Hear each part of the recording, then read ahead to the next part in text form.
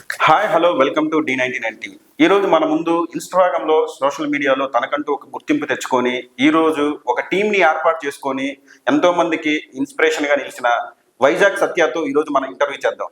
నమస్కారం అండి. నమస్తే. అసలుకి వైజాగ్ సత్య అని ఎందుకు పేరు వచ్చింది? ఎందుకంటే మా ఊరు వైజాగ్ కనుక. వైజాగ్ సత్య అంటే మీకు ఇంటి పేరు ఏం లేదా? ఇంటి పేరు ఉంది కానీ ఇప్పుడు ఫ్యాషన్ అయిపోయింది కదా ఊరి పేరు పెట్టుకోవడం. ఊరి పేరు పెట్టుకోవడం అనేది ఫ్యాషన్ కాబట్టి పెట్టుకున్నారు, అంటే ఒక గుర్తింపు కోసం పెట్టుకున్నారు, అంతేనా? అంతే. సత్య అంటే ఎవరికి తెలియదు. అదే వైజాగ్ సత్య అంటే స్ట్రైక్ అవుతుంది అనమాట. వైజాగ్ లో ఉన్నప్పుడు ఎలా పిలుస్తారు మిమ్మల్ని? అంతకుముందు నా పేరు సత్య అని ఉండేది, సత్యశ్రీని అని ఉండేది. ఓకే. నేను సోషల్ మీడియాలోకి వచ్చినాక చంద్రమోహన్ గారు మా గురువు గారు, ఓకే, ఆయన సత్య అంటే ఎవరికి స్ట్రైక్ అవ్వదు, వైజాగ్ ప్రసాద్ అని ఒక ఆర్టిస్ట్ ఉన్నాడు కదా, అదే స్టూడెంట్ నెంబర్ 1 NTR తండ్రి. ఓకే. సో ఆయన లాగా నువ్వు వైజాగ్ సత్య అని పెట్టుకొని సజెస్ట్ చేసి ఆయన నామకరణం చేశారు నాకు. చంద్రమోహన్ గారు మా గురువు గారు. చంద్రమోహన్ గారు ఎప్పటి నుంచి పరిచయం మీకు? నేను యాక్చువల్ హోటల్ మేనేజ్మెంట్ చేసి ఒక హోటల్లో ట్రైనింగ్ అవుతున్నాను వైజాగ్ లో. ఆ టైంలో లాంగ్ ఎగో అనమాట, మనసంతా నువ్వే షూటింగ్ కి చంద్రమోహన్ గారు వచ్చారు. అప్పటి నుంచి పరిచయం మా ఇద్దరికి.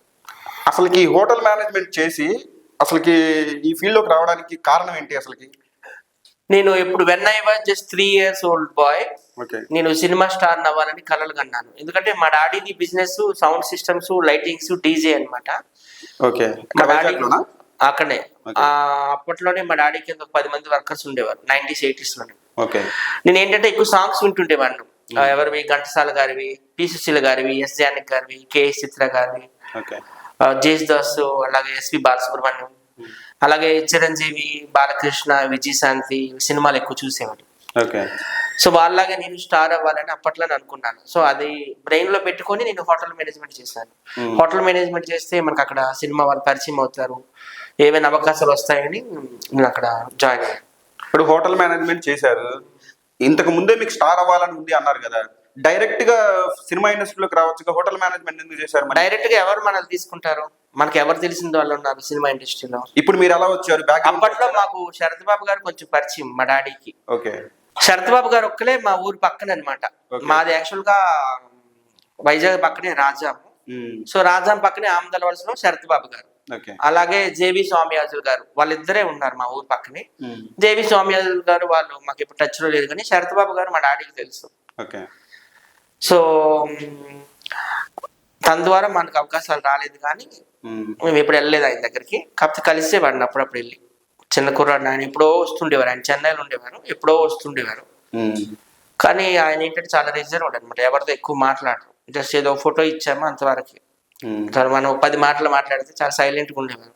సో ఆయన ద్వారా నాకు ఏ అవకాశాలు రాలేదు, కానీ చంద్రమోహన్ గారు, రమాప్రభ గారు అయితే నాకు బాగా హెల్ప్ చేస్తారు. అలాగే అన్నపూర్ణ గారు, భానుచంద్ర గారు, వీళ్ళంతా కూడా. ఇప్పుడు స్టార్ అవుదామని ఇండస్ట్రీలోకి వచ్చారు, స్టార్ అయ్యారా? సోషల్ మీడియాలో స్టార్ అయ్యారని నేను అనుకుంటున్నాను. సోషల్ మీడియాలో మీరు స్టార్ అయ్యారు అంతే తప్ప జనాలకైతే స్టార్ అవ్వలేదు మీరు. నేను ఎక్కడికి వెళ్ళినా మరి సెల్ఫీలు అడుగుతున్నారు, అంటే స్టార్ అయినట్టే కదా. సెల్ఫీలు అడిగితే స్టార్ అయిపోతారా?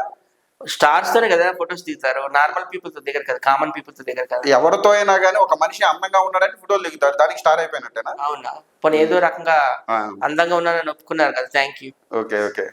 అది మా ఇన్నర్ ఫీలింగ్, మేమంతా స్టార్లు అని. బట్ పబ్లిక్ ఎలా అనుకుంటున్నారో తెలియడం. ఇప్పుడు హోటల్ మేనేజ్మెంట్ చేశారు కదా, హోటల్ మేనేజ్మెంట్ తర్వాత జాబ్ ఏమైనా చేశారా, లేకుంటే డైరెక్ట్ గా సినిమా ఇండస్ట్రీలోకి వచ్చారా?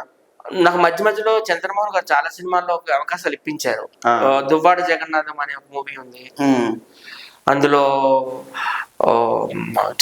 అల్లు అర్జున్ కి ఆయన ఫాదర్ క్యారెక్టర్, బాబాయ్ క్యారెక్టర్. అవునవును. నాకు అల్లు అర్జున్ గారితో కూడా కల్పించారు. ఇప్పించి నేను చేయలేకపోయాను అప్పట్లో. అలాగే నువ్వు నాకు నచ్చావులో వెంకటేష్ గారి ఫాదరు, తర్వాత మళ్ళీ అరుంధతి కాదు, అది పంచాక్షరి మూవీలో అనుష్క కూడా బాబాయ్ చేశారు, సముద్ర గారు డైరెక్షన్. చంద్రమోహన్ గారు ఆల్మోస్ట్ 1000 పైన సినిమాలు చేశారు తెలుసు. బట్ ఏంటంటే హోటల్ ఆయన నన్ను తీసుకొచ్చి పెట్టినా నేను కెమెరా ముందు చేయలేకపోయేవాడిని, భయపడిపోయేవాడిని. ఇంకా డైరెక్టర్స్ గట్టిగా అరిచేసరికి ఇంకా నాకు భయం వేసి పారిపోయాను. మళ్ళీ వెనక్కి హోటల్ ఇండస్ట్రీకి వెళ్ళిపోయాను. వెళ్ళిపోయినాక ఇప్పుడు టిక్ టాక్స్ వచ్చాయి, అప్పుడు నాకు కొంచెం ధైర్యం వచ్చింది. టిక్ టాక్స్ లో ఇద్దరు నేను ఇన్స్పిరేషన్ గా తీసుకున్నాను. విలేజ్ సింగర్ బేబీ అని ఒక పాటలు పాడుతుంది, మట్టి మనిషి నండి నేను మాణిక్యమన్నారు నన్ను. ఆమె అసలు బడికే పోలేదు. అలాగే ఉప్పల్ బాలు, తను కూడా బడికే పోలేదు. సో వీళ్ళు అసలు ఎడ్యుకేషన్ లేదు, ఏమీ లేదు, వీళ్ళే రాణిస్తున్నారు. నేను MBA చేశాను హోటల్ మేనేజ్మెంట్ లో, నాకెందుకు గుర్తింపు రాదని ఒక అడుగు వేసాను. కొద్ది గొప్ప గుర్తింపు అయితే వచ్చింది. అంటే ఉప్పల బాలుకి చదువు లేదు అయినా కానీ ఫేమస్ అయ్యాడు. నాకు చదువు ఉంది, నేను ఎందుకు ఉప్పల బాలు కన్నా పైకి రాలేను అని అంటున్నారు, అంతేనా? ఉప్పల్ బాలు కన్నా అనుకోలేదు. ఎడ్యుకేషన్ లేని వాళ్ళు వాళ్ళే మార్క్ వేసుకున్నారు కదా. మనకి సినిమా వాళ్ళతో పరిచయాలు ఉన్నాయి, చదువు ఉంది, 4-5 భాషల్లో మాట్లాడతాను, నేను ఎంతో కొంత రాణించాలని వచ్చాను.